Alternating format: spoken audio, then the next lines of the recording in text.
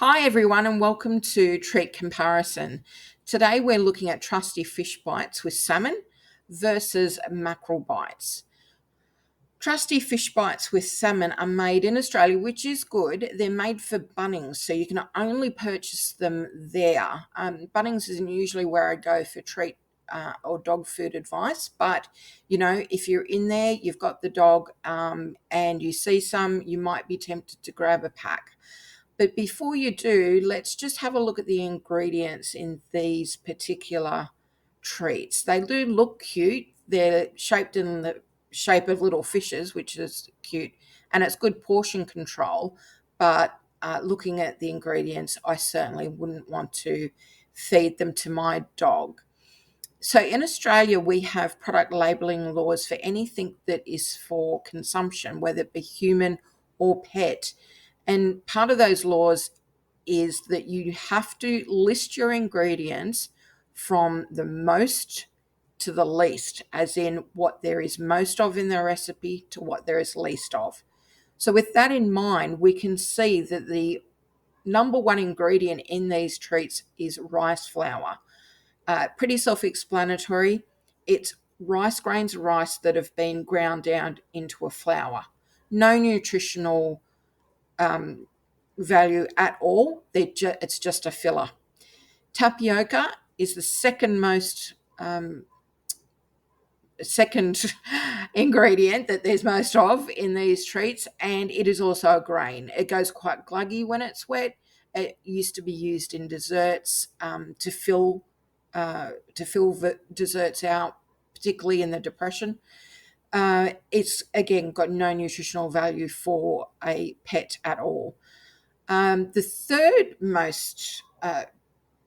third highest amount, I'll get this yet, ingredient in these treats is potato starch. Now, we're already at number 3 on the list, and we still haven't got anywhere near fish, which is concerning. So potato starch is exactly what it sounds like.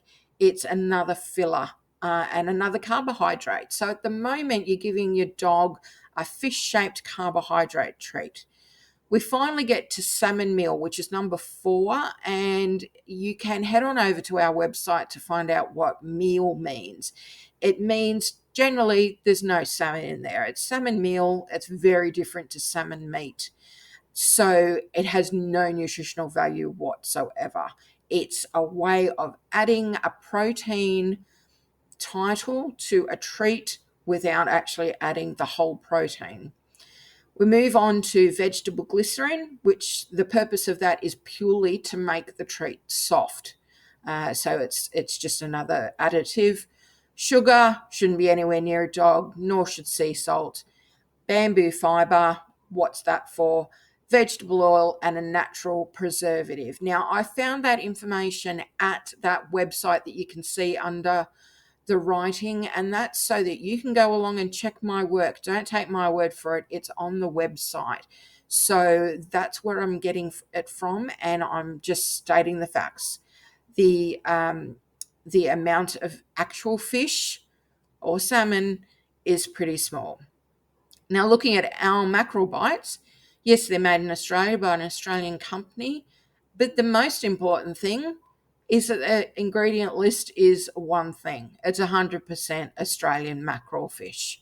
It still has the omega-3s and 6s. It still has all the vitamins and nutrients that your dog and cat needs.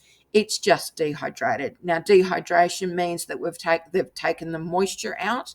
Moisture is what breeds bacteria and makes food go off. So without that there, dehydrated food will not go off, will stay in the cupboard for a while. So I guess, as they say on the television, compare the pair. It's not good. It might be convenient for you to grab a bag of treats for on your next visit to Bunnings, but just think about what you're actually feeding a dog and get into the habit of turning the packet over and having a read of the ingredients. If you've got any further questions, let me know. Thanks for listening.